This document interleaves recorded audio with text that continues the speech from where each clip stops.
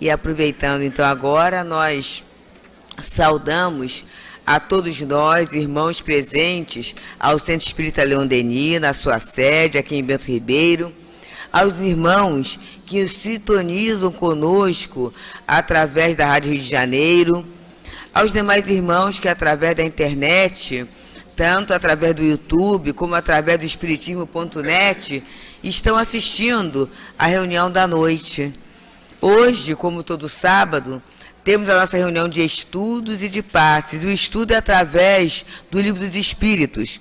Hoje o tema é sobre desgosto da vida, suicídio. É a parte 4ª, capítulo 1º, penas e gozos terrestres, questões de 943 a 957, que será feito pela nossa Maristela Santos. E no momento dos passes, temos o estudo do Evangelho, capítulo 12, amar os vossos inimigos, retribuir o mal com o bem, itens 1 a 4, que será feito pela nossa irmã Miriam Ramalho. Todos nós aqui presentes ao Leon Denis recebemos uma página que o título é Suicidas. Essa página está no livro Escrínio de Luz, autoria Emmanuel, psicografado por Francisco Cândido Xavier. E Emmanuel nos diz assim: não condenes as vítimas da loucura e do sofrimento que se retiram do mundo pelas portas do suicídio. Ninguém lhes viu talvez a luta insana.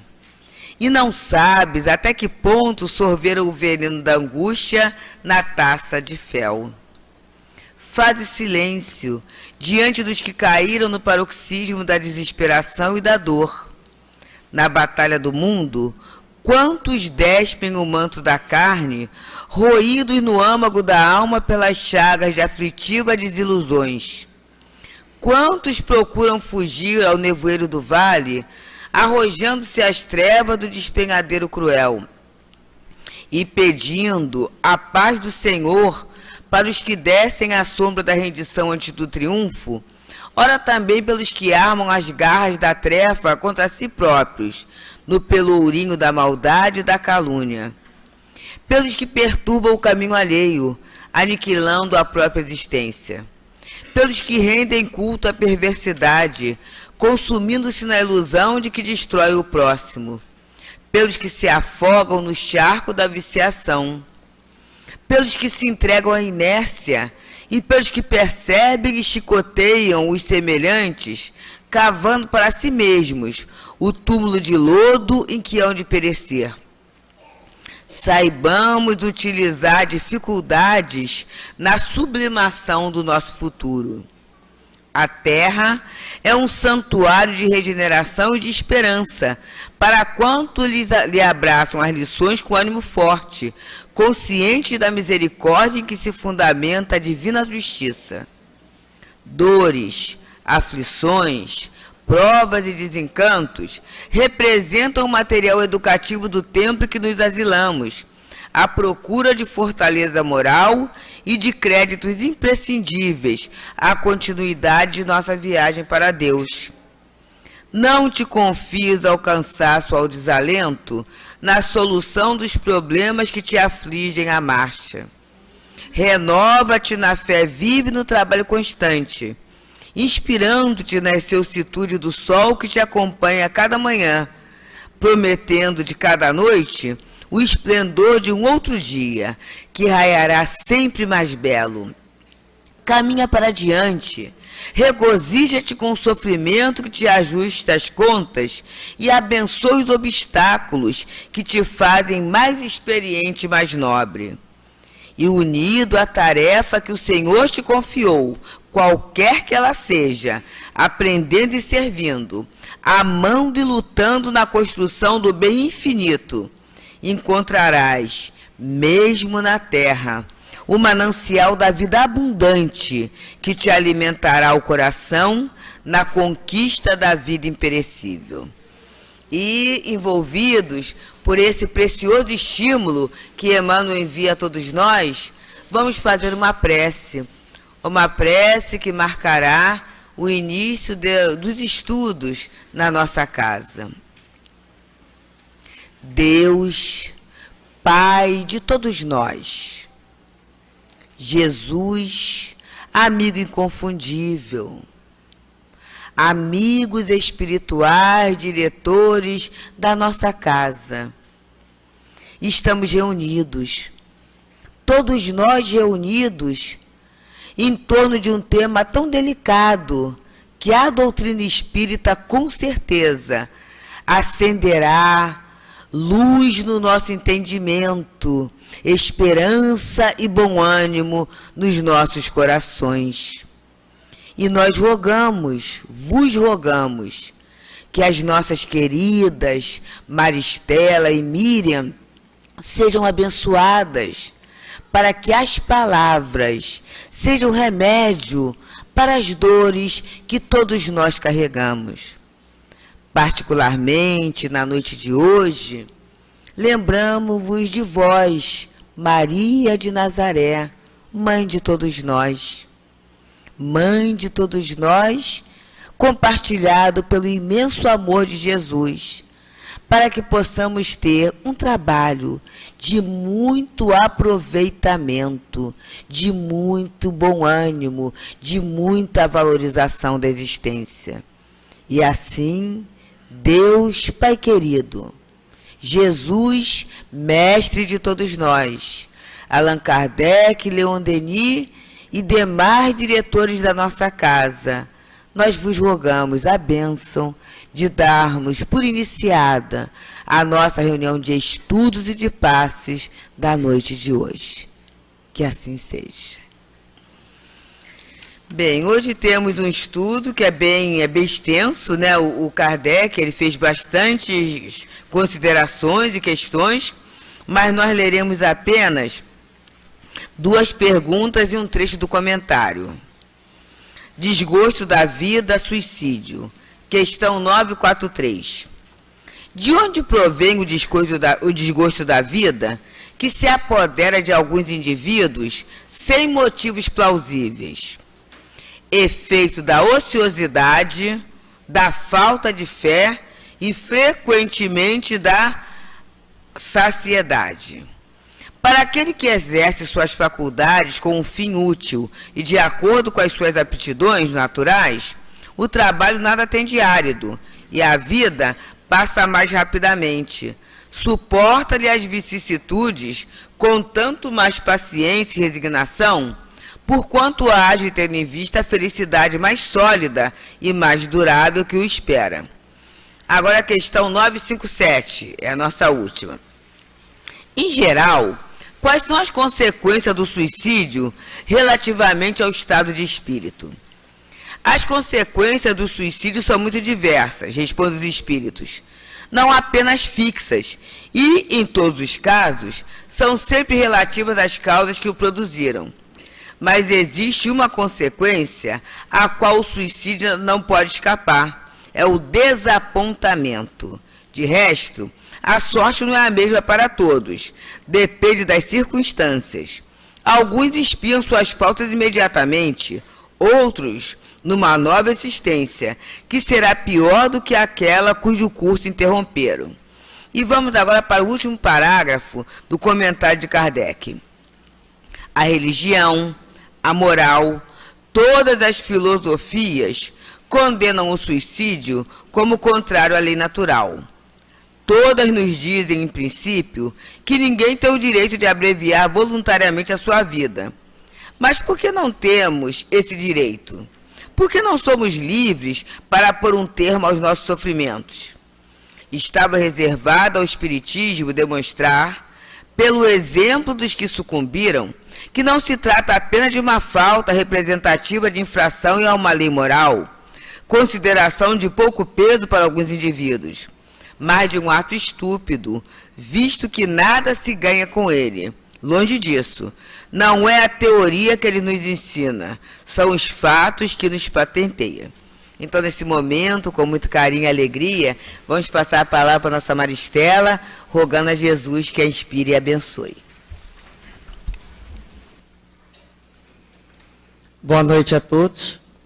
Que Jesus sempre nos envolva, a todos nós, nessas vibrações de carinho e de desejo sincero de algo levarmos em nossos corações de tudo isso que estudamos, que lemos e que numa casa espírita tão querida como essa nos oferece nessa presente reencarnação.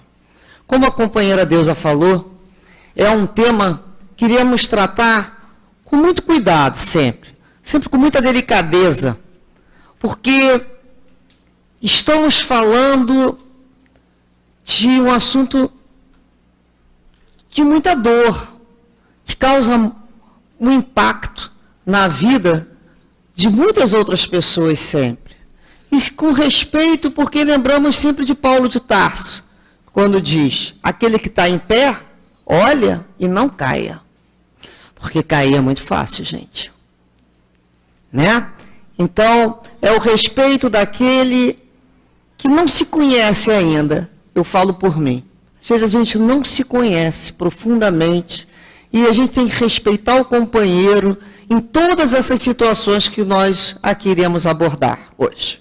Falar de suicídio, primeiramente, nós sabemos que é um ato pelo qual o indivíduo, voluntariamente, né, ele encurta a sua própria vida. Isso é uma definição que nós chamamos uma definição geral. Nós sabemos que no Brasil houve um aumento de 12% do caso de suicídio. 12%. São 10 mil casos ano. E principalmente entre jovens. Isso é um problema de saúde pública. Nós temos que começar a tratar algumas coisas como saúde pública. Sem medo, sem preconceito, vencendo mitos. Isso é saúde. O que está acontecendo? Isso acontece em diversas classes sociais, pelos mais diferentes motivos. Depressão, problemas de relacionamento, problemas com filhos, solidão, problema financeiro, desemprego, enfim, a desesperança, a descrença. Então, as variáveis são várias, como é variável mesmo, são várias. A gente pode, né, perceber o que está acontecendo e começar a nos questionar.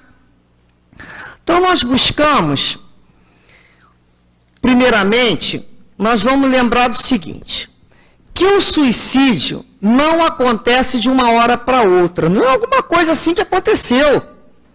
Ele vem dando, né, o suicídio ele vem dando falas, ele vem apresentando comportamentos. E nós precisamos aprender a ouvir. Ouvir o que o outro está falando. Porque às vezes a gente começa a subestimar a aflição do outro. E sai dizendo coisa que a gente não sabe. Dizendo assim, isso aí é falta de namorado.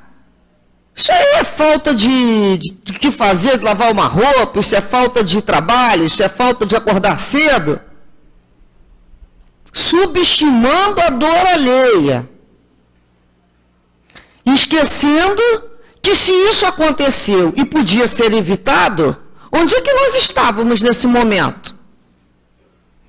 Porque olha só, alguém pode falar assim, mas o que eu tenho com isso? Tenho sim. Suicida, ele afeta uma vida em volta dele de inúmeras pessoas que são envolvidas por aquele ato. E nós nos questionamos sim, nós estamos aqui em grupo. Quando um cai, quando um, de alguma maneira, se perde, todos nós caímos juntos. Onde foi que eu estava que eu não reparei o sofrimento do meu companheiro? Que eu subestimei aquilo ali? Será que não é momento da gente aprender a lembrar o que realmente importa, que é conversarmos mais, olho no olho, feedback, né? Sair um pouco dessas redes aí e conversar com o outro. E conversar aprendendo a ouvir mais, sem tentar adivinhar o que o outro vai falar, sem tentar ensinar o outro como mestre. Ouvir quieto e com amor. Falar com respeito com o outro pela dor que o outro passa. E não subestimando. É quando a gente fala assim, vamos falar com um pouco mais, né, de respeito com o outro. Porque quando a gente começa a pensar dessa maneira, a gente estimula o outro a fazer o quê? A buscar ajuda. Todos nós precisamos aprender a buscar ajuda, mas nem todos sabem. Pelo índice do suicídio, nós sabemos que o maior número ocorre nos homens de suicídios.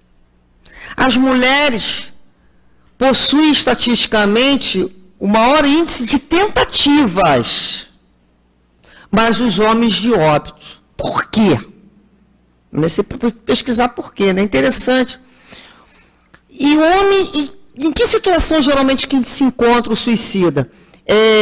Pela solidão. São os viúvos, divorciados, passaram com uma doença.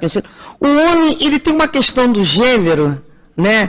Que a sociedade, de uma certa maneira, colocou, e se foi colocando que o homem, que gênero é esse que fica representado, de personalidade? É o camarada que é forte, que não chora, né? É aquele que está acostumado a sofrer mesmo, calado, o homem que é homem. E nessa atitude de confrontação de gênero, que ele fala que o homem, ele acaba de determinada idade material, de maturidade dele, tendo que reforçar isso, ele não busca ajuda. Ele acha que ele sozinho vai dar conta. Já a mulher, ela tem uma rede social maior, ela tem laços mais fortalecidos. Ela sai para conversar com uma outra amiga, ela chora mesmo, ela fala pra caramba, ela bota pra fora, ela fala do filho, ela fala do marido, ela vai falando. E nisso ela vai buscando também ajuda, porque alguém já fala, alguém já conversa. Fulano, vai buscar um grupo, né? Vai buscar uma ajuda, vai procurar um médico. A mulher também não tem muita essa vergonha, ela busca mais socorro.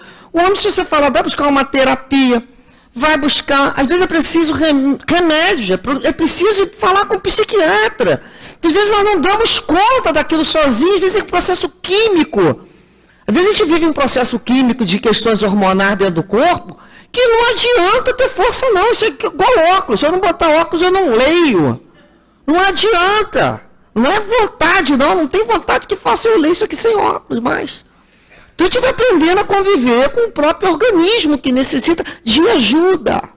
E às vezes é uma fase que o organismo está precisando. Então, a questão do socorro, né, é muito importante a gente estimular que o outro busque o socorro, e não é numa frente só. Então a gente fala para o outro, olha, vai buscar uma terapia, vai buscar um psiquiatra, vai ver se está precisando, vai fazer um exame para ver se está precisando de uma ajuda na área química, de uma medicação, vai no centro espírita, né?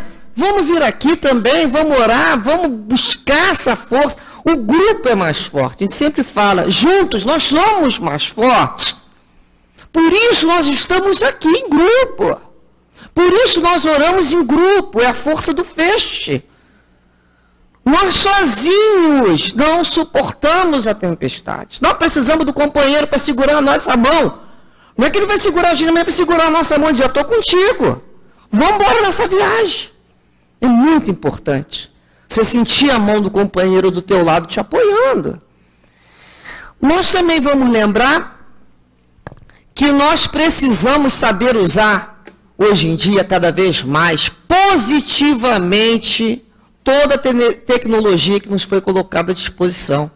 E a gente questiona, a gente está sabendo utilizar essa tecnologia? Então nós temos aí, né, a televisão, o rádio, o jornal, revista, a internet, que hoje é a segunda mídia mais utilizada, a primeira ainda continua como a televisão, e nós precisamos ocupar esses espaços de uma forma positiva. Precisamos aprender a ocupar esse espaço. Por isso que a gente tem que ocupar. A gente lembra do espírita, principalmente, ele tem que ocupar espaço, sim. Porque nós temos uma repercussão aí, né, principalmente entre os jovens. Jovens, quando a gente fala, não é só da idade, né, as próprias mentes mais juvenis, que se deixam envolver por uma série, né, de conteúdos mal direcionados. E que nós sabemos da repercussão negativa que está causando nos nossos jovens, nas nossas crianças. Nós sabemos de séries de televisão muito mal orientadas. Como nós sabemos, né, de fóruns virtuais que estão ensinando o quê? Técnicas de suicídio. Assim como jogos. Quem não foi que não ouviu o jogo da baleia azul, onde o último passo é a criatura se suicidar? Então, antigamente, a gente achava que o filho estava no quarto, ele estava num lugar seguro. Gente, quarto não é um lugar seguro. Alguém que está trancado no quarto muito tempo, diante de um computador, se é menor de idade, o responsável pelo menor tem a obrigação de tomar conta que aquilo ali é o mundo. Nós não deixamos nossos filhos soltos na rua em qualquer horário, não é? A gente se preocupa onde é que você estava, que hora você volta, com quem que você estava. Olha, se eles mentem, tem outra história, mas pelo menos a gente procura saber. A internet é da mesma maneira sair no mundo, que aquilo ali é um acesso para tudo que se busca. O que se está buscando? Então a gente tem que realmente se responsabilizar junto com os filhos. Que tipos de buscas estão sendo feitas ali? O que a gente está buscando ali? Tem conteúdos excelentes. Então, nós estamos aqui alertando que é uma mídia, como toda outra, que precisa ter o cuidado do responsável, sim. E da mesma maneira que os espíritas precisamos ocupar toda essa possibilidade de comunicação que nos for oferecida de forma, né, a gente fala, positivamente.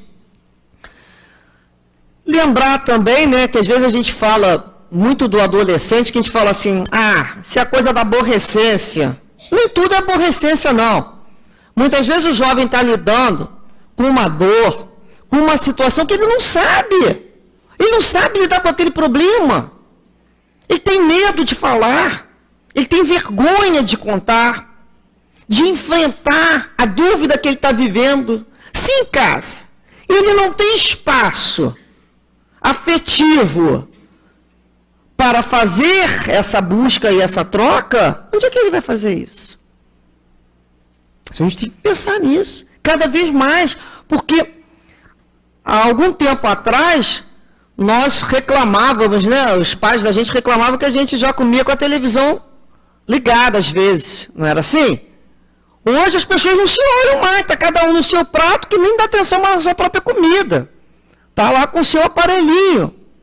As pessoas se desconectaram para se conectar no mundo, mas se desconectaram do olhar do filho, do companheiro, da companheira. A gente vai ter que começar a criar regras mesmo dentro de casa para ser utilizado, porque senão a convivência vai terminar. E é na convivência que a gente percebe o que o outro está falando calado. Que ele fala muito mais calado que falando. Que a gente olha para o outro e fala assim, não está bem. Está acontecendo alguma coisa. A gente conhece filho. Filho, a gente vai chegando ali, a gente vai, olha assim, o marido. A gente quando está antenado no outro, antenado, conectado no coração do outro, a gente percebe toda e qualquer o quê? Diferença que ele venha trazendo ali na sua vibração. A gente capta. A gente é igual aquela antenão assim que fica assim, ó, tem alguma coisa aqui no meu radar que está passando, está diferente. Então nós, né, cria-se lá um dia, né, hoje temos os meses, cada mês escolhe-se uma cor e se faz uma campanha. Então o mês de setembro, dia 10, é o mês que se escolhe de prevenção contra o suicídio. É o mês, né, amarelo, setembro amarelo, vem de amarelo. Setembro amarelo. Amarelo por quê? Porque é uma cor da vida, da alegria. É para falar para o outro, olha, é a alegria mesmo que eu estou querendo te levar. Estou querendo falar de vida, como o Leon Denis falava das flores, né, das sempre vivas, amarela. É a cor da luz. Então a gente tem que falar para o outro da alegria. Então nesse mês, quando é o mês de setembro, que é o mês da prevenção, é o mês que vai ocorrer a campanha maior. As escolas têm que conversar mais, os postos de saúde, e começar a tratar tudo, começar a fazer as perguntas certas, sem preconceitos, vencendo aquelas coisas. Se falar em suicídio, fulano vai suicidar. A gente vai terminar com esses mitos, isso é coisa, fator de ignorância, né? A gente tem que começar a enfrentar nossos problemas. Nós estamos passando pelo problema, vamos enfrentar o problema. Como é que a gente vai ter que abordar isso dentro de casa? Tem que conversar com os filhos sobre tudo. A gente não sabe que tipo de dor é aquele. Meu filho está passando por problemas aí, por uma situação. Sabe que eu te posso ser útil? Vamos conversar, procura alguém da nossa... Se você não confia em mim, às vezes o filho não quer conversar com a mãe, com o pai, vai conversar com a sua tia, vai conversar com a sua prima, né? Você quer um profissional, você está precisando de uma ajuda maior. Então, a gente oferecer ao outro um espaço para que ele vá se aproximando. E eu, na minha pesquisa, eu estava me lembrando, não comecei a lembrar de setembro, do amarelo, me veio na mente uma música, né? A letra eu vou fazer vocês lembrarem. Chama-se Sol de Primavera, de Beto Guedes e Ronaldo Bastos, quando ele fala: quando entrar setembro e a boa nova andar nos campos, quero ver brotar o perdão onde a gente plantou juntos outra vez. Já sonhamos juntos, semeando as canções no vento, quero ver crescer nossa voz no que falta sonhar. Já choramos muito, muitos se perderam no caminho.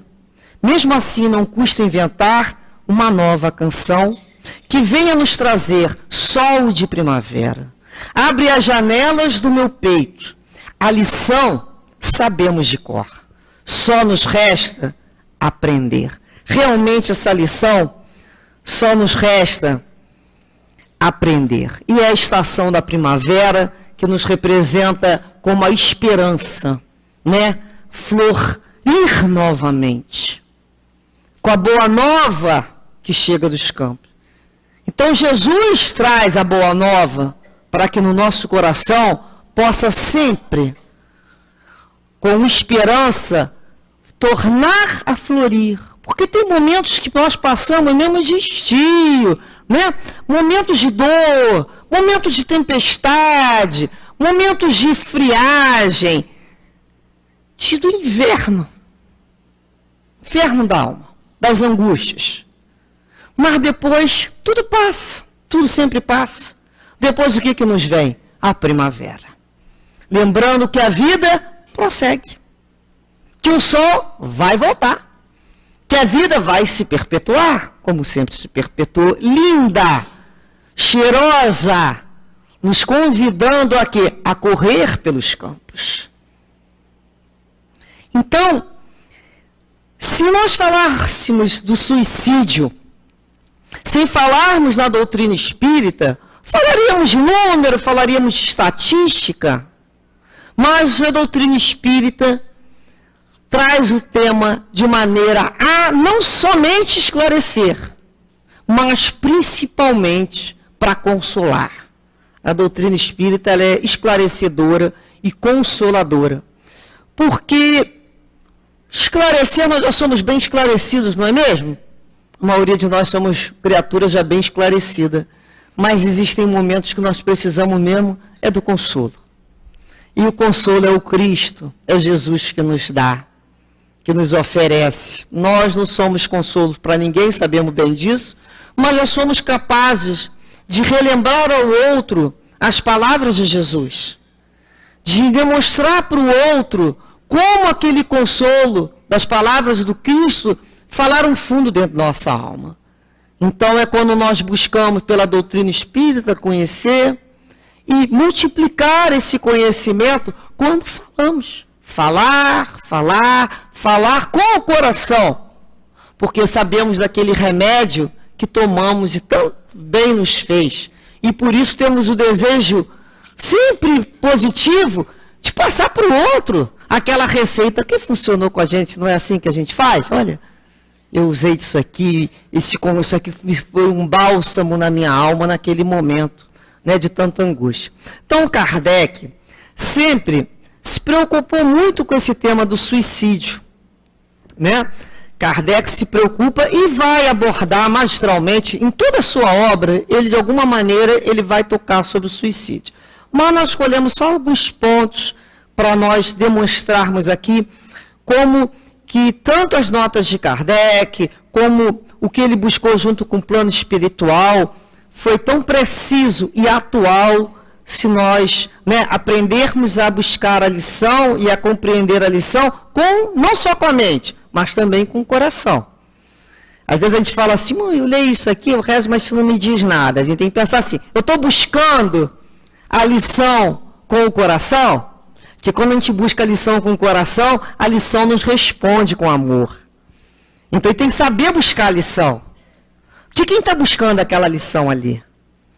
Então, Kardec, no Evangelho segundo o Espiritismo, no capítulo 5, Bem-aventurados os aflitos, no item 14 a 17, que ele vai falar, o tema é sobre o suicídio e a loucura, alguns pedacinhos eu trouxe. Então, ele fala aqui, olha, a calma e a resignação adquiridas na forma de considerar a vida terrena e a fé no futuro dão ao espírito uma serenidade que é a melhor defesa contra a loucura e o suicídio. Realmente, se você entende da vida futura e que a vida continua e que essa vida agora, por maior que esteja sendo a sua dificuldade, não é a única, você olha mais na frente. Nós temos que aprender a olhar à frente. E acima sempre. Isso aqui é apenas um dia de uma eternidade. É apenas um momento que vai passar. Então, se a gente começar a olhar lá para frente, olha, eu estou tendo esse trabalho, eu estou tendo essa dificuldade, mas eu estou vendo lá na frente, igual um trabalhador, né, que guarda lá os seus recursos para um objetivo no final do mês, ele tem o quê? Uma esperança a guiá-lo, a fazer com que ele em frente às marolas que vão aparecendo, porque ele está olhando para frente, ele sabe que vai aparecer marola, sabe que vai aparecer ondas grandes, é do caminho. Depois ele fala que a incredulidade e a simples dúvida quanto ao futuro, as ideias materialistas são os maiores estimulantes do suicídio, porque elas vão produzir a covardia moral, que com o espiritismo a vida se transforma, pois a dúvida não é mais permitida. Então nós percebemos o que é essa covardia moral? Nós precisamos ter o quê? Coragem moral. Coragem. Aprender a resistir, a enfrentar as situações, saber que não estamos sozinhos, sabermos buscar ajuda, a esperar a ajuda, que a gente quer buscar e quer receber imediatamente. Aprender a esperar com o quê? Com um pouco mais de calma. Entre o pedido e o deferimento do nosso pedido numa oração, existe um tempo. Um tempo para aquilo ali ocorrer. E a gente tem que aprender a ouvir a resposta de Deus. Através do próprio plano espiritual, através de uma inspiração, a uma página, a um amigo que vem nos dizer alguma coisa. São as respostas que a vida está buscando. Então Deus ajuda o homem pelo próprio homem. Então as situações de ajuda estão ocorrendo. Mas será que eu estou sabendo ver e ler e interpretar a vida ao meu redor? Ou eu estou esperando uma coisa miraculosa no sentido de sobrenatural? Então a gente começa a entender o que a gente está buscando. O espírita tem tantos motivos para contrapor a ideia do suicídio. A certeza de uma vida futura na qual ele sabe que será tanto mais feliz quanto mais resignado ele tiver sido. Bem-aventurados os aflitos. E a certeza de que, abreviando sua vida, ele chega a um resultado totalmente contrário ao que ele espera. Ele se liberta de um mal para cair em um pior, mais longo e mais terrível. Que todos os suicidas, né, contam é sobre o desapontamento. Tudo aquilo que ele busca abreviar é justamente o contrário, né, que ele vai encontrar. Então, tem uma série, né, principalmente a decepção, há uma decepção muito grande, há um sentimento de perda de tempo. No Livro dos Espíritos, como a companheira leu, então ele fala, né, Kardec pergunta ao plano espiritual, da onde nasce esse desgosto da vida que sem motivo plausível se apodera das pessoas? Um desgosto, né, pela vida, que a pessoa fala sem motivos plausíveis. O que é isso? Que a pessoa fala assim, poxa, eu não estou com uma doença, eu não estou passando fome, eu não estou com um problema atualmente lá em casa muito sério, mas eu estou tão desgostoso da vida. E hoje em dia está acontecendo muito isso, né? Esse desgosto pela vida, essa desesperança, essa falta de sonhos, essa falta de semear para que a primavera nasça.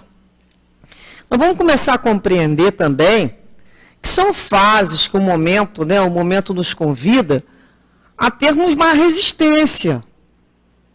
a enfrentarmos as lutas e lembrarmos que nós não temos direito de abandonarmos o companheiro sozinho nessa luta, não. A gente tem que estar junto. A gente vai lembrar mais uma vez lá de Paulo de Tarso, né? Paulo ia para lá, apanhava, pô, voltava de novo. A gente tem que aprender a ser cascudo. Eu tinha cascudo, gente. A gente aqui, como o Motivo falava, que não tem frouxa, não. A gente aqui aprendeu leva uma chapa, tá lá de novo, a cabecinha de novo, vamos lá mais uma vez, dessa vez vai ser melhor. O que a vida quer da gente é coragem. Já tá lá a canção dos tamanhos do Gonçalves Dias, né? O que a vida quer da gente? Coragem. Coragem moral para resistir. Saber que tudo passa, que ontem foi pior, hoje já tá melhor. E assim vai levando, que a gente chama caturrando, né? Vamos empurrando isso aí, ó. Não é hora de fazer inventário, não, é hora de passar. Vamos passar. E passar para o jovem a alegria. Porque está se passando tanta tristeza para os jovens, não é tanta desesperança, que os camaradas tadinhos, já estão querendo puxar o sinal do ônibus para ir embora. Não pode ir embora não, porque quem vai levar isso? A gente está na hora de ir embora. O jovem tem que assumir isso aqui. Então a gente começa a falar, lembrar que a gente tem que levar para o jovem, falar assim, no meu tempo também aconteceu essas coisas. Vamos ver o que a gente pode fazer de bom, vamos animar isso. Parece que está todo mundo vivendo, está difícil, tá, mas se ficar triste vai ficar mais difícil ainda, vai ter 2 problemas, ué. A gente tem que ser alegre nesse momento. Deus quer que a gente viva, mas viver assim, amuado, e viver todo mundo pelo canto, entristecido, não, tem que viver com alegria, tem que rir, vamos rir. Eu rio muito de mim, às vezes eu olho para ver, mas que excesso, parece uma novela mexicana, o que você está fazendo aí? A gente faz umas coisas, né? A gente faz uns scripts, eu adoro fazer uma novela mexicana na minha vida, eu mesmo falo para mim, basta, chega, daqui a pouco eu vou descobrir que fulano é filho de ciclano, que é pai de não sei quem. Né? Às vezes a gente tem que dar um basta na gente, a gente tem uma cabeça muito criativa, volta mais a terra aqui. Então a gente vai vendo que a vida é isso aí, a gente vai aprendendo a rir da gente, da nossa dificuldade, das nossas caras de exagero que a gente faz. E peninha da gente, hoje eu estou meio tristezinha mesmo, vou ficar aqui um pouquinho, mas agora está na hora de levantar, vamos limpar isso aí, vamos embora, porque a vida quer a coragem, vamos embora, porque a gente tem que animar o outro, a gente tem que sorrir mais, a gente tem que falar mais de Deus. Então Deus quer que viva assim, mas viva com alegria. Outro dia eu estava contando, o companheiro falou assim, uma amiga me recordou até que eu falei isso há um tempo atrás, já tinha até esquecido. Mas tem dia que a gente está tão alegre, né? Tem dia que a gente está tão alegre, parece que tem um montão de borboletinha no coração, não tem? A gente fica, a gente sabe aquela alegria, uma alegria tão grande na alma. Aquilo é alegria verdadeira, a gente não está viajando para lugar nenhum, não está comendo nenhuma sobremesa naquele dia de chocolate, e está naquela alegria danada. O que é aquilo ali, gente? Aquilo é um estado de espírito tão bom, que eu falei que Deus tem misericórdia de mim, que eu desencarno num dia assim. Cheio de borboletinha no meu coração para ver se eu dou menos trabalho, vou mais levezinha. Porque é tão bom ficar com aquele sentimento, né? E não encontrar o motivo também. Da mesma forma que não se encontra o motivo está dentro da gente. É quando a gente começa a plantar coisas na gente que florem, que vão florescer. E que vão vir alegria. A gente tem que encanta seus males e espanta. A gente tem que buscar alegria. As alegrias, às vezes eu imagino a alegria como aquelas aves, né? De arribação linda chegando no mar, trazendo aquele cheiro do mar, aquelas aves, aquela brincadeira. Alegria é uma emoção para mim. Eu vejo muito aquela maneira, aquela alegria daquelas aves. Eu me lembro de criança na praia, correndo para lá, correndo para lá. Esses pensamentos me trazem alegria. Determinados cheiros me trazem alegria. Então eu busco tudo que me traz alegria. Filmes que me trazem alegria. Pessoas que me motivem a ser alegres. Não entristecidos. Tem hora para conversar assunto sério, mas não de deprimidos. Quem planta espinha acaba espetado. Vamos falar de alegria, a gente fala para o outro. Até que eu não estou respeitando todo mundo. Mas tá bom, já contou. Então agora, vamos ver o lado disso bom. Eu posso mostrar meu lado bom? Eu vou encontrar um lado engraçado disso aí. Que nós somos engraçados, né? Nós temos características, nós somos criaturas que de pertinho a gente pensa assim, olha só o exagero aqui, né? Então a gente começa a buscar aquele tom um pouco mais leve naquela situação. Kardec tocou também sobre o livro Céu e Inferno, onde ele conversa, né, uma série de entrevistas com os suicidas. E eles demonstram o sofrimento ali? Demonstram.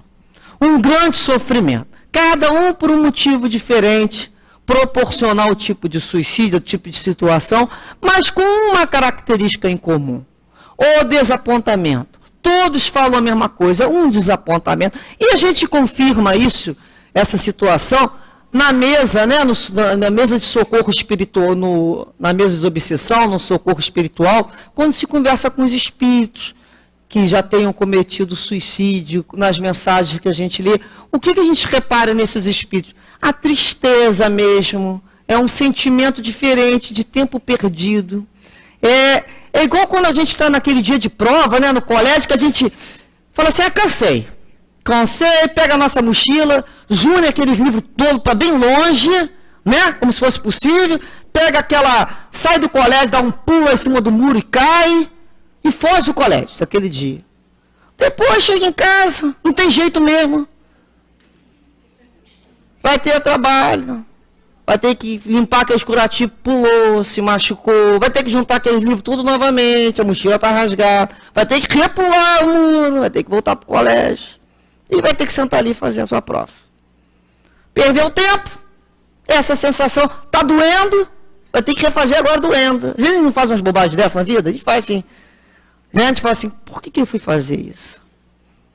Vai ter 2 trabalhos. Agora limpa tudo que você sujou, né? Às vezes tem umas crises, suja aquilo tudo, agora limpa e começa tudo de novo.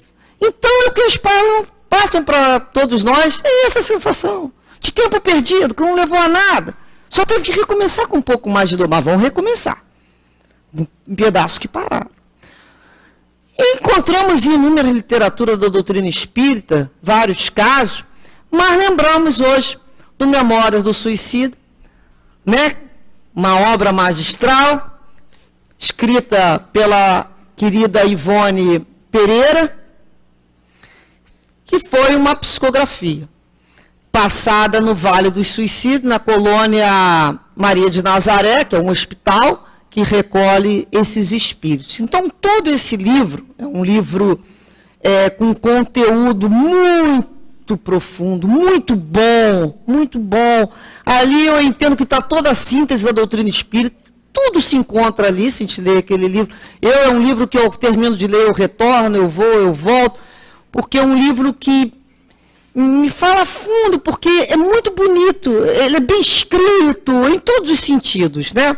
Então, é a história de Camilo Botelho, que vai narrar a sua vida depois que passou a ser recolhido como um gesto suicida, né?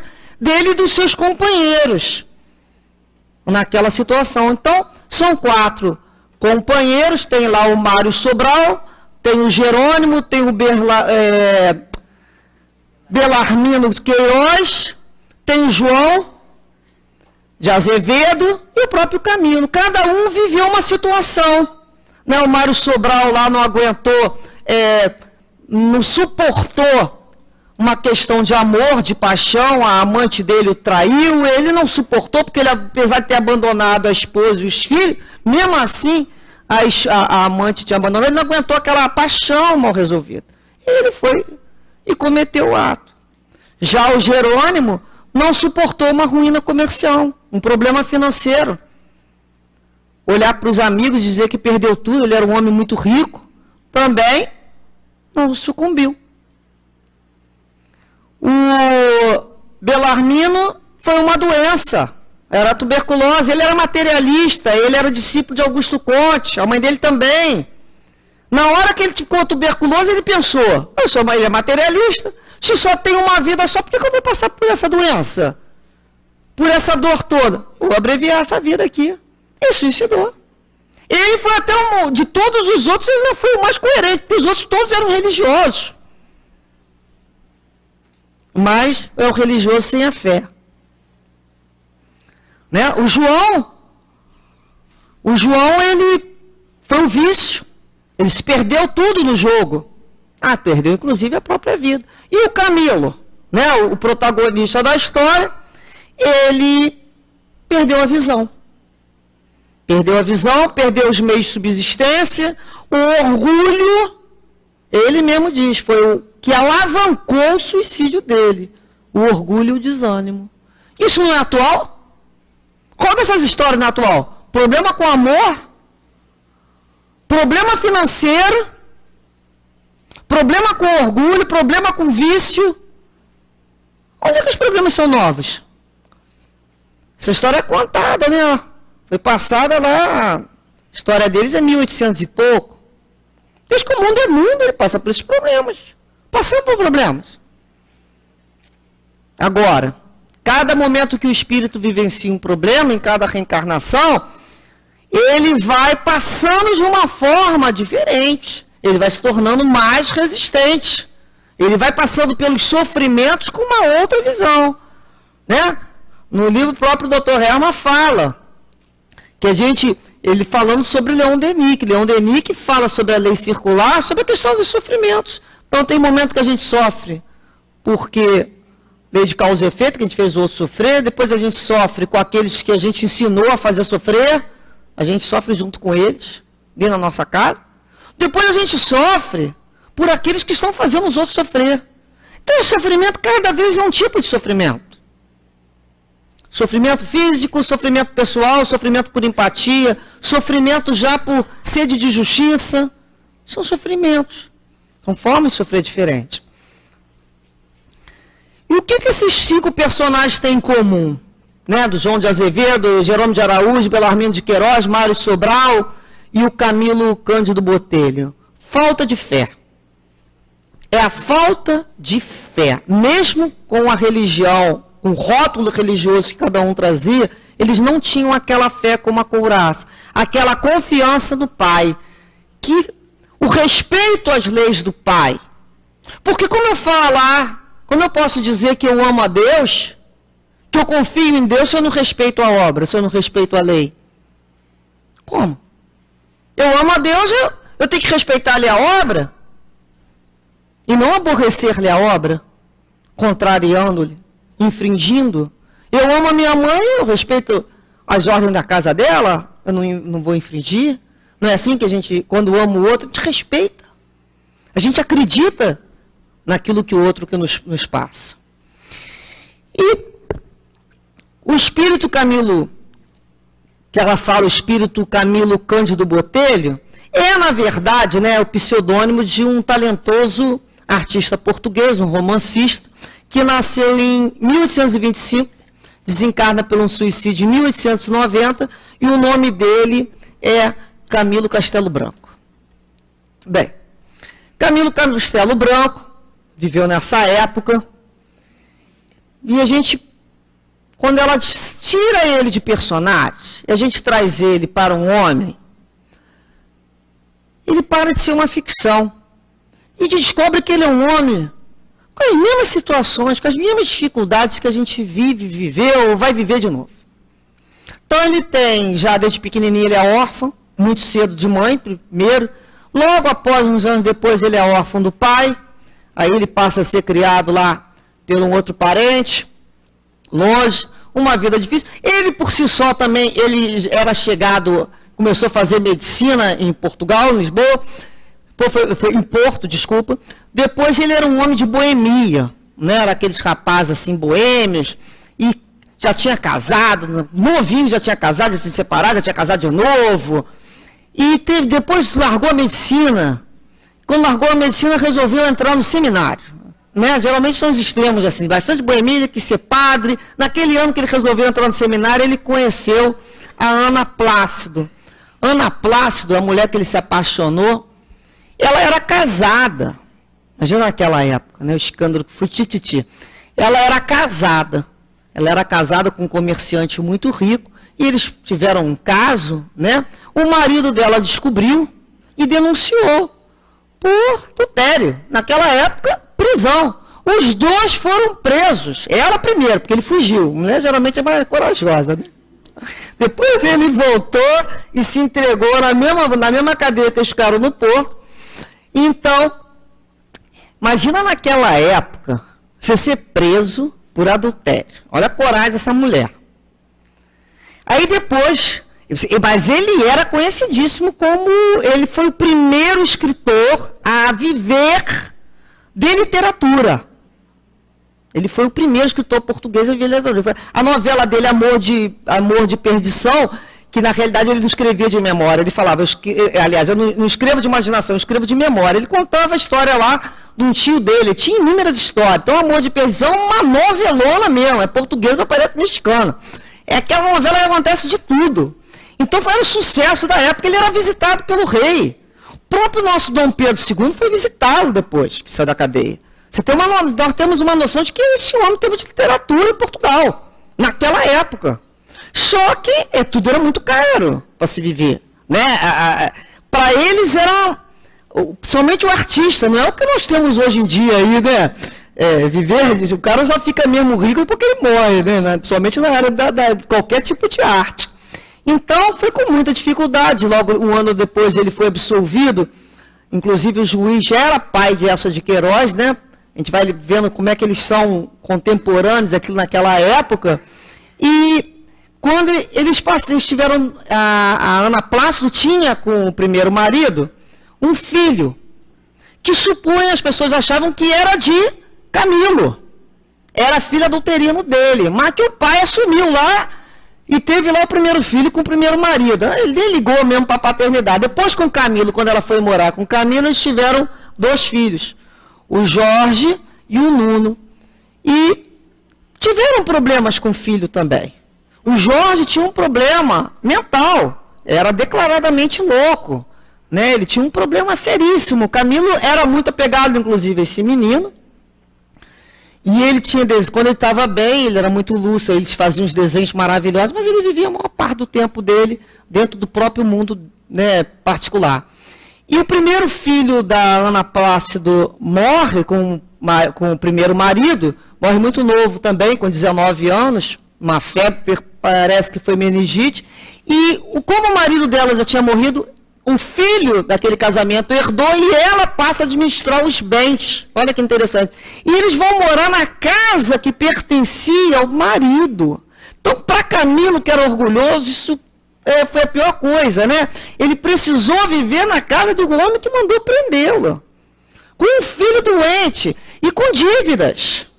Eles começaram a ter uma série de... Vocês imaginem a sociedade, naquela época, como é que devia tratá-los?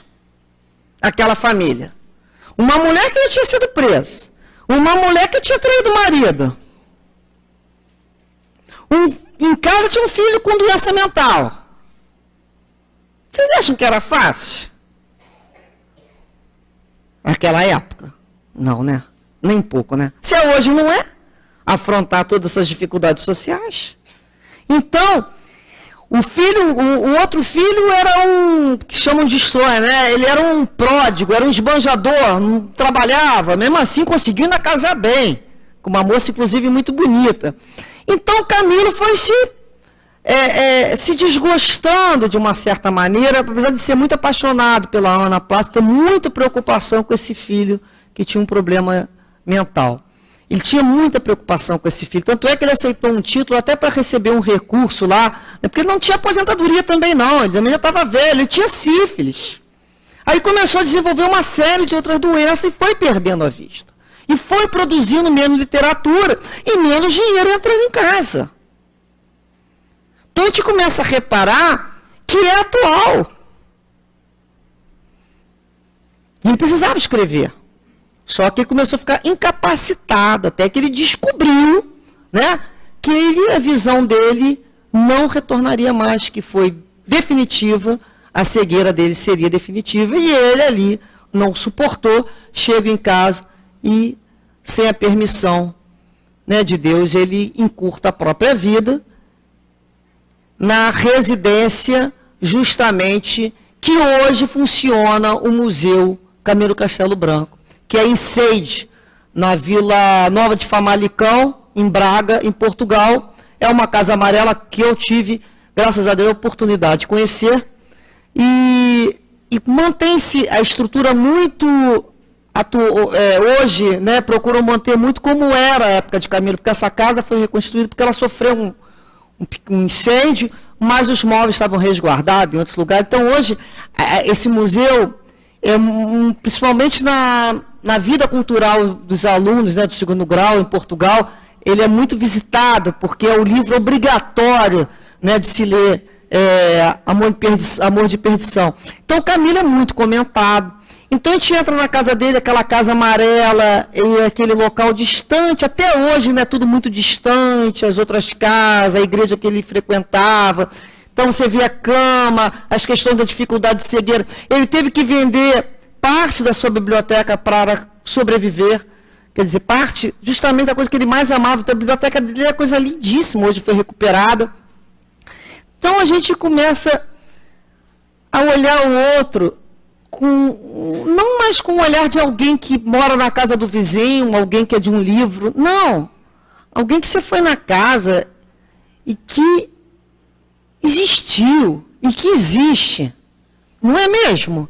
A gente começa a reparar o outro como alguém que existe. E se colocar ali e pensar assim: eu não tenho direito de julgar o ato de ninguém.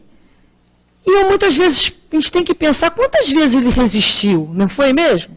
Quantas vezes essas criaturas que vivem essas angústias resistiram?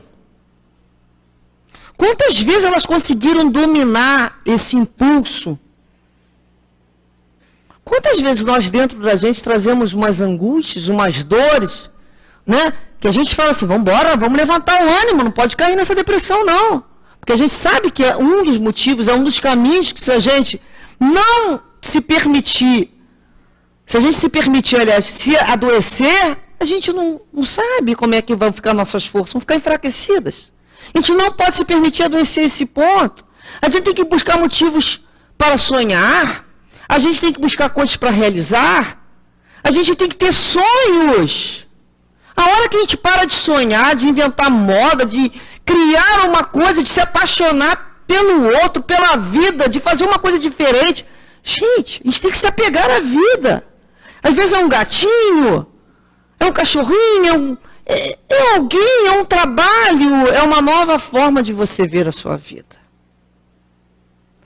Então, Jesus, né? Esse livro nos traz também a informação que Jesus entregou ao coração maternal de Maria de Nazaré os suicidas, ao coração de sua mãe. Só um coração maternal mesmo para reerguer esses espíritos, não é? Aquele coração de Maria de Nazaré, para novamente ajudar a todos esses espíritos. Esses espíritos são colocados nesse hospital para serem tratados. Aí a gente pensa assim: ué, mas o suicida não vai sofrer a vida inteira? Não, claro que não. Ele não está afadado, ele vai sofrer a consequência do seu ato, porque existe uma lei de causa e efeito, e, consequentemente, de acordo com o ato, nós passamos a consequência.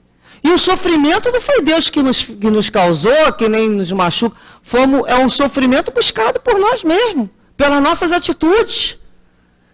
Então, é como se disséssemos assim: olha, não tem como eu sair dessa situação que eu mesmo criei, mas junto com esse sofrimento, junto com a lei de causa e efeito, sempre falamos colocar o sinalzinho de mais o quê? Mais a misericórdia divina, mais o amor de Deus. Não é só a lei de causa e efeito, o amor de Deus.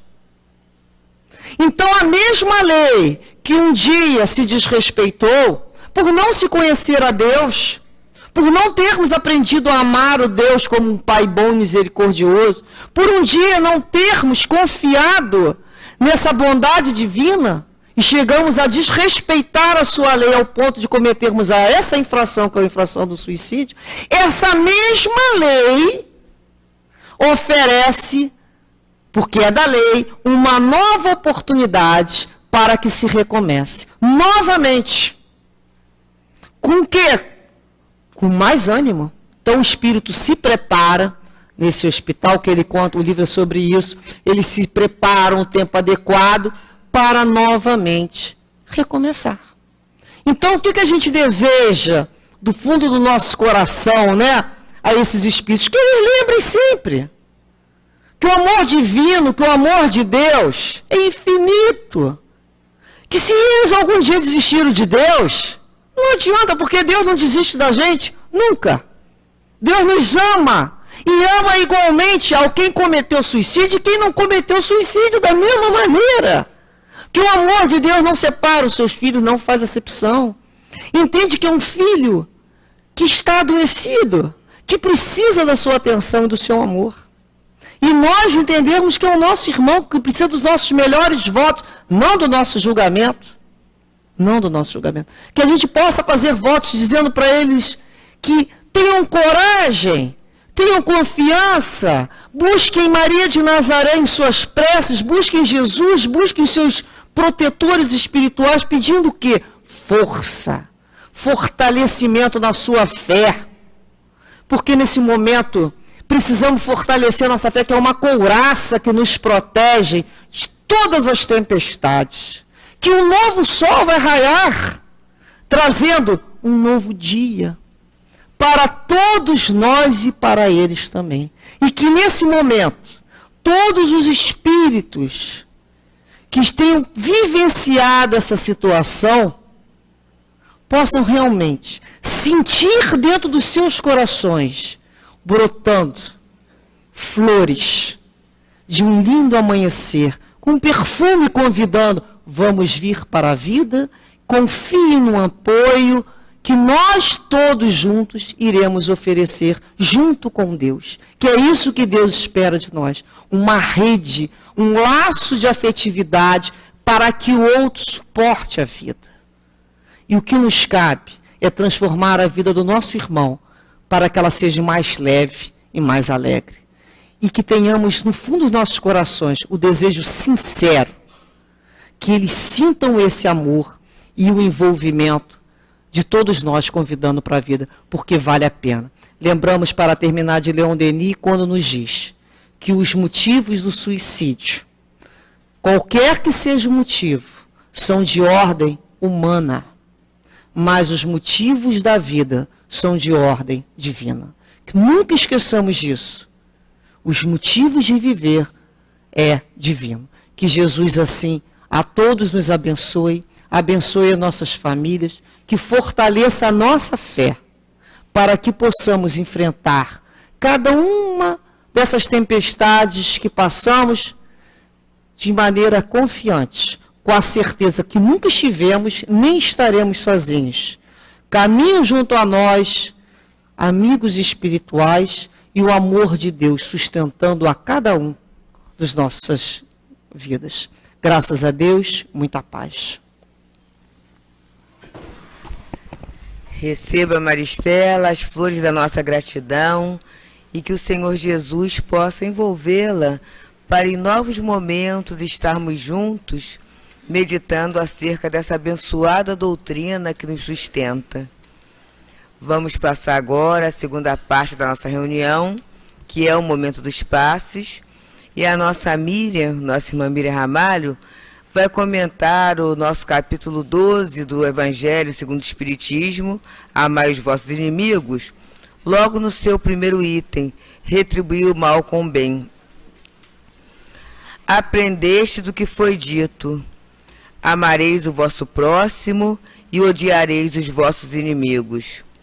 Eu, porém, vos digo, amai vossos inimigos, fazei o bem àquele que vos odeia e orai por aquele que vos persegue e vos caluniam, a fim de que sejais os filhos do vosso Pai que está nos céus, que faz o sol se erguer sobre os bons e sobre os maus, e faz chover sobre os justos e os injustos.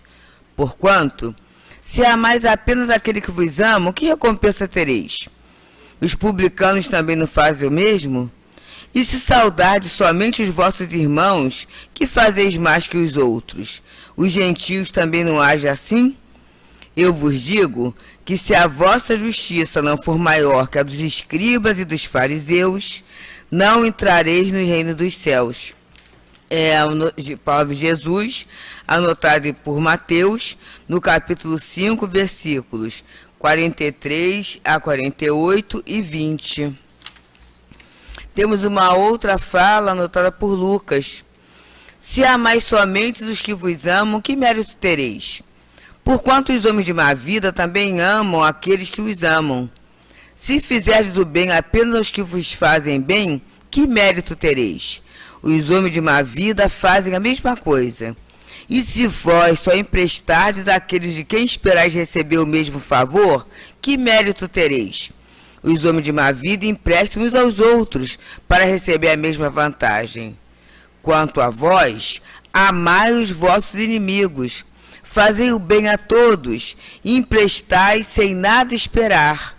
Então a vossa recompensa será grande, e sereis filhos do Altíssimo, porque Ele é bom para os ingratos, e mesmo para os maus. Sede, pois, misericordiosos, assim como o vosso Deus é misericordioso. E aí só um trechinho aqui. Se o amor ao próximo é o princípio da caridade, amar os inimigos é a sua aplicação sublime, porque essa virtude é uma das maiores vitórias alcançadas sobre o egoísmo e o orgulho. E agora, aqui no Centro Espírita Leon Denis, os médiuns irão se movimentar para o trabalho do passe. E nós que estamos em nossos lares ou pontos de origem, tenhamos a certeza que a espiritualidade também está se movimentando. Está se movimentando para oferecer a todos nós aquilo que nós necessitamos realmente. Que nós possamos, como disse a nossa amiga Maristela na palestra, fortalecer a nossa fé, fortalecer o nosso ânimo, ter a certeza de que o melhor estará sempre por vir. Aguardemos então.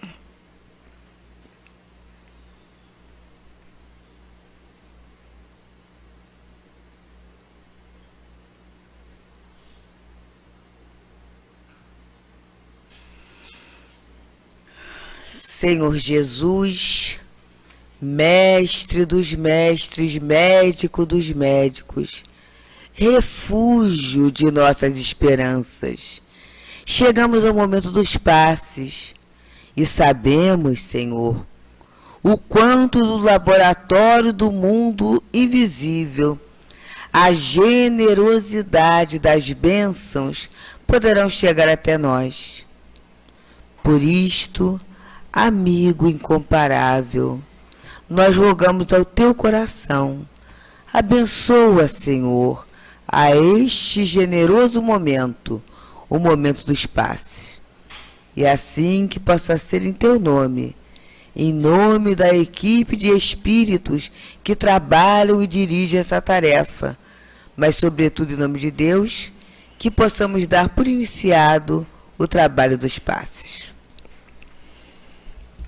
Que Jesus, o amigo incondicional, o amigo incomparável, nos abençoe neste momento e sempre. Amai os vossos inimigos. Algo bastante difícil ainda para nós, no estágio em que nos encontramos. E no nosso item de hoje, retribuir o mal com o bem, que é algo que tem a ver com essa questão da inimizade.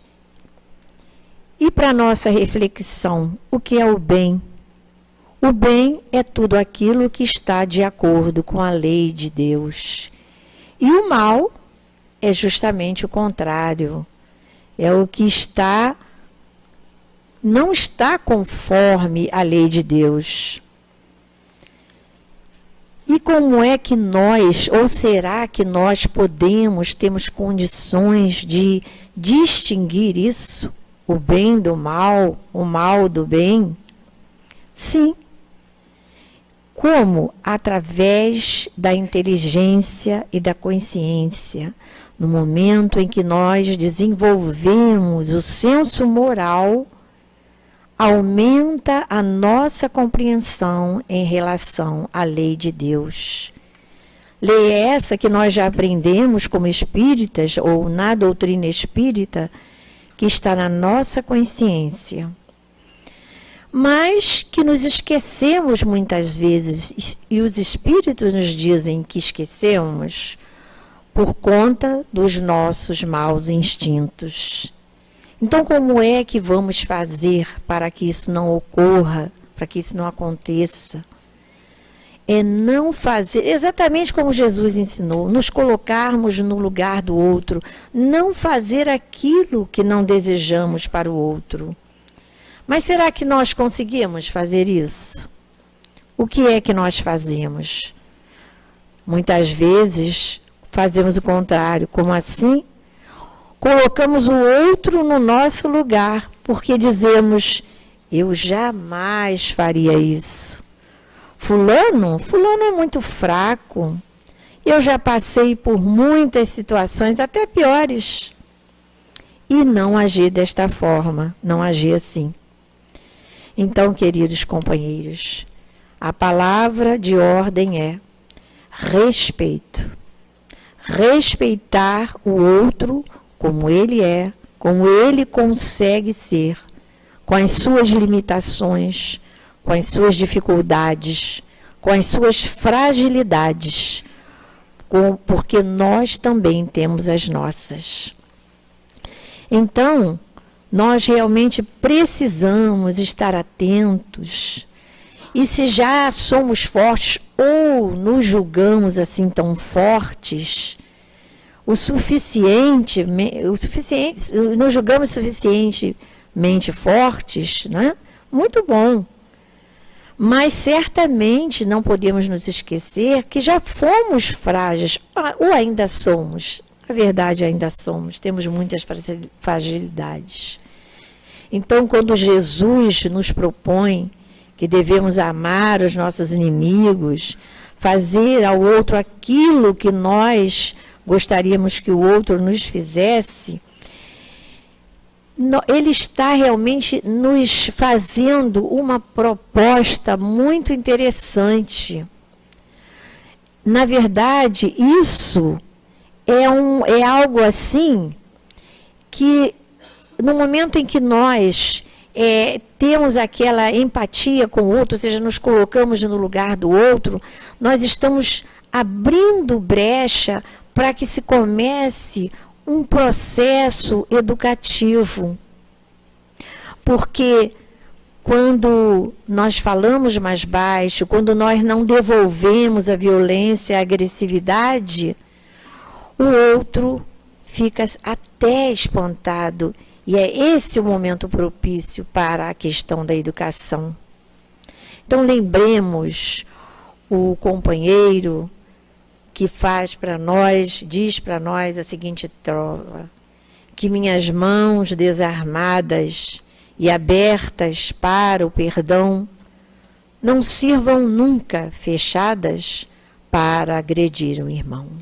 Que Deus nos abençoe, que Jesus nos ilumine e que os bons espíritos nos sustentem nas provas, nos momentos difíceis da vida. Muita paz. Que nós possamos permanecer nesse silêncio interior para ouvirmos a mensagem do plano espiritual. Meus prezados irmãos, que Jesus Cristo os abençoe a todos.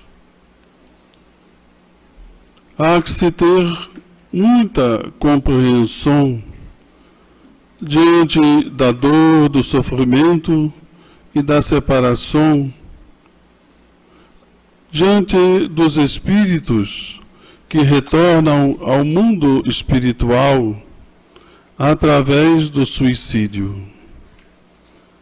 Há muita comoção, tanto do espírito que retorna, quanto daqueles que aqui ficam no mundo corporal, aturdidos, aflitos e desesperados. Certamente que a paternidade divina, a crença, a fé, traz ao espírito um conforto grande diante destes momentos pelos quais a família, os entes queridos passam. Mas a certeza da vida futura traz ainda, junto com esses elementos, forças e amparo, para que, diante da prece diante dos pensamentos e dos sentimentos de amor que devem envolver os pensamentos, possam atingir a todos os envolvidos, fazendo com que haja um estímulo e amparo para que de ambos os lados haja o socorro, o fortalecimento e as conduções justas e necessárias para o bem-estar de todos. São nesses instantes, caros filhos, que devemos movimentar os nossos melhores sentimentos para fazer com que, no combate à dor e a esta desesperança, possa vir a vontade de fazer com que a vida prossiga. Que o amparo divino atinja os corações de todos aqueles que se envolvem diante desta situação.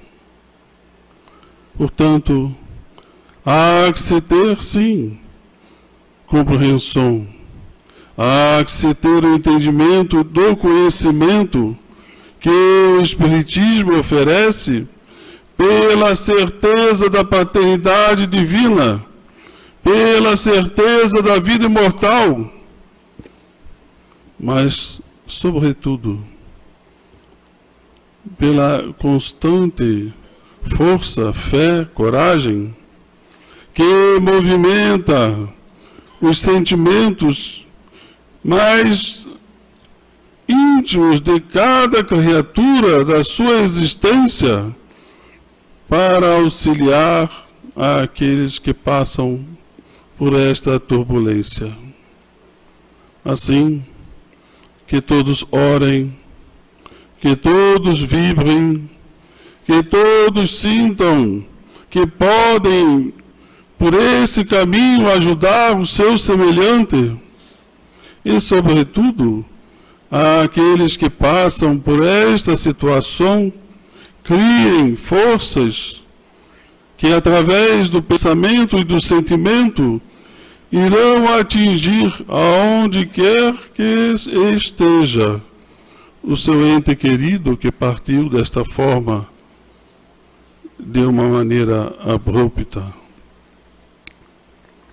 Portanto, cabe a cada um de nós, diante dos momentos de dor e sofrimento, agirmos como verdadeiros cristãos, aonde buscamos sempre auxiliar os nossos semelhantes, bem como temos a certeza absoluta de que somos auxiliados pelos amigos espirituais mais elevados e, sobretudo, por Deus e Jesus. O amparo divino jamais deixa de atingir a todos os nossos corações. Um abraço do Herman e que Deus ampare a todos vocês no exercício do amor e da caridade. Muita paz.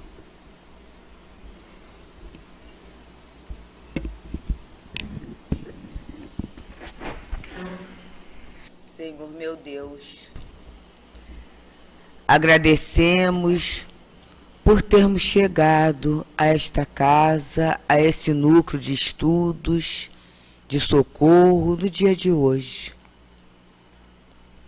Agradecemos por todo o reforço que recebemos através do pensamento, através do sentimento.